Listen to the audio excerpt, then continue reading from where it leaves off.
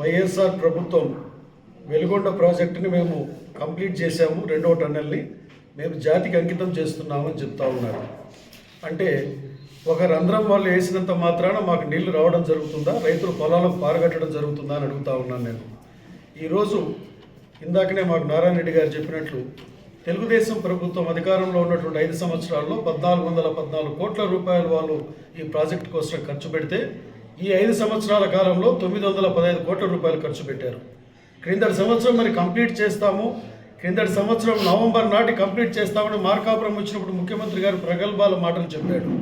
ఆయన ఇచ్చినటువంటి డబ్బు ఎంత అంటే 101 కోట్ల రూపాయలు ఇచ్చాడు.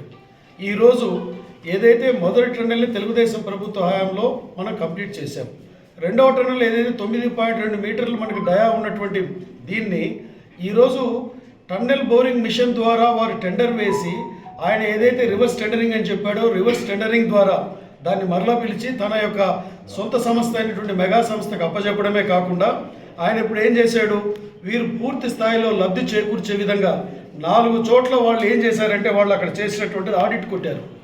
4 చోట్ల ఆడిట్ కొట్టడం కూడా టన్నెల్ బోరింగ్ మిషన్ ద్వారా అయినప్పుడు ఏం జరుగుతుందంటే ప్రాపర్గా టన్నెలింగ్ జరిగి వెంటనే సిమెంట్ లైనింగ్ వేసేసి దాన్ని ప్రాపర్గా చేయడం జరుగుతుంది. ఆడిట్ కొట్టడం ద్వారా ఎక్కడ ఉన్నటువంటి డస్ట్ని అక్కడే వేసి 9.2 మీటర్లు ఉన్నటువంటి 2 మీటర్లు బూడ్చి వీళ్ళు 5 మీటర్ల డయానే ఇప్పుడు ఉంటా ఉంది. పేరుకు 5 మీటర్ల డయాని మనం అనుకోవచ్చేమో. గతంలో 7.2 మీటర్లు ఉన్నటువంటిది ఏదైతే 7 మీటర్లు ఉన్నటువంటిది 9.2 మీటర్ అంటే డిశ్చార్జ్ వాటర్ రాబోయేటప్పటికి డబల్ ద వాటర్ రాబోతూ ఉంది రెండో టన్నెల్ ద్వారా. 5 మీటర్లు అనేటప్పటికి మొదటి దాని నుంచి వచ్చేటి తక్కువగా వస్తుంది. 55 టీఎంసీతో 3 గ్యాపుల్లో ఏర్పరిచినటువంటి వెలుగొండ ప్రాజెక్టుకి 4 లక్షల ఎకరాలకి 15 లక్షల మందికి త్రాగునీరు అందించేటువంటి ప్రాజెక్టులో నువ్వు ఏ విధంగా ఆ ప్రాజెక్టు ఫుల్ఫిల్ చేయాలనుకుంటున్నావు, రైతాంగానికి నీరు ఇవ్వాలనుకుంటున్నావు. ఒకవైపు కాలువల పని ఒక్క చోట కూడా మొదలు పెట్టలేదు. నువ్వు కాలువల పనే కాదు డిస్ట్రిబ్యూషన్కి సంబంధించినవి మొదలు పెట్టలేదు.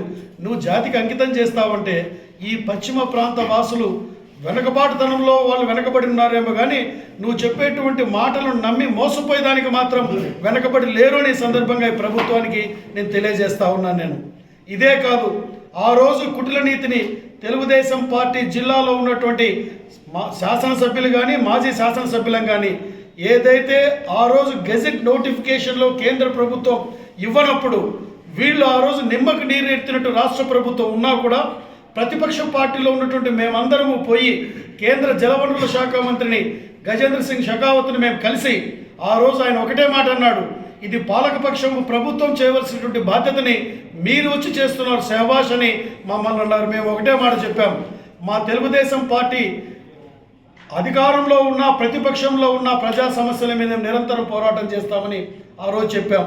మేము ఆ రోజు అందరం పోయి ఢిల్లీకి పోయి కలిసిన దాని మూలాన కేంద్ర ప్రభుత్వం గెజెట్లో ఇప్పుడు చేర్చింది, రాష్ట్ర ప్రభుత్వం తర్వాత రియాక్ట్ అయింది.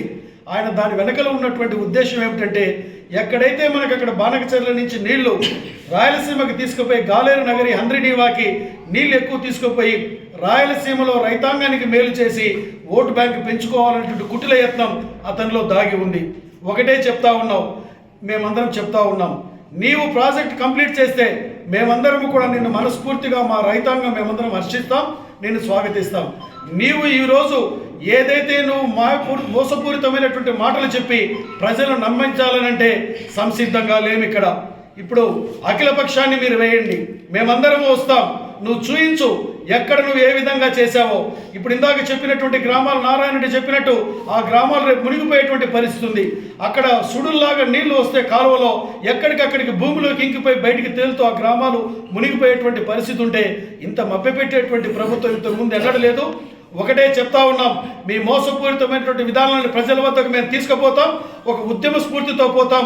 మా నాయకుడు చంద్రబాబు నాయుడు గారు చాలా స్పష్టంగా చెప్పాడు, రేపు తెలుగుదేశం ప్రభుత్వం అధికారంలోకి వచ్చినటువంటి వెనువెంటనే మనకు ఈ యొక్క వెలుగొండ ప్రాజెక్టుని కంప్లీట్ చేసి ఈ యొక్క మన యొక్క ప్రకాశం జిల్లాలో ఉన్నటువంటి ఎర్రగొండపాలెం, గిద్దలూరు, మార్కాపురం, అలాగే కనిగిరి, కొండపిల్ల, కొంత, అలాగే ఉదయగిరికి మేము నీళ్లు ఖచ్చితంగా ఇస్తామని చెప్పారు. దాన్ని మా నాయకుడు నిలబెట్టుకుంటాడు. మేమందరము కూడా ఈసారి ఖచ్చితంగా తెలుగుదేశం పార్టీలో ప్రభుత్వం అధికారంలోకి వచ్చిన తర్వాత వెలుగొండ జలాలను ఇప్పిస్తామని, ఇటువంటి మోసపూరితమైనటువంటి విధానాలని మేము అడ్డుకుంటాం. ప్రజా రైతాంగాన్ని మొత్తం ఉద్యమ స్ఫూర్తితో ముందుకు తీసుకొని పోయి వీళ్ళంతా చూస్తామని సందర్భంగా తెలియజేస్తా ఉన్నాను.